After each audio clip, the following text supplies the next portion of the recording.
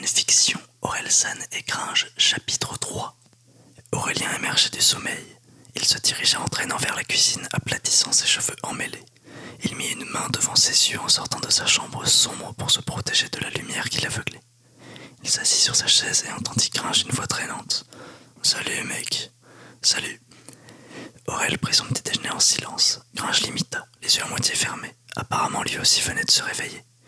Il sentait malgré son réveil récent que quelque chose n'allait pas, qu'il y avait une lourdeur dans l'atmosphère.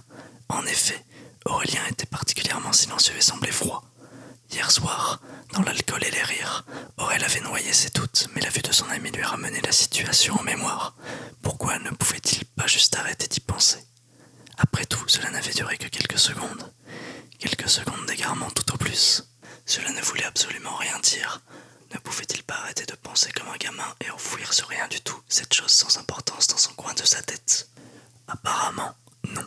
Il avait bien trop peur pour arrêter d'y penser. Il était déchiré entre toutes les cellules de son corps qui redemandaient ces délicieuses sensations et tous les centimètres carrés de son cerveau qui le conseillaient de virer Gringe avant que cela ne parte en couille.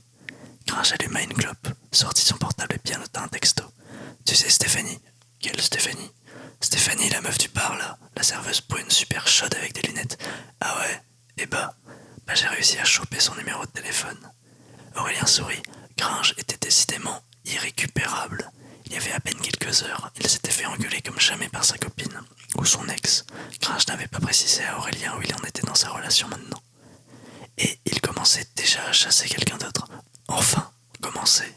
Connaissant son ami, Aurel savait qu'il tournait autour de Stéphanie depuis un bon moment déjà.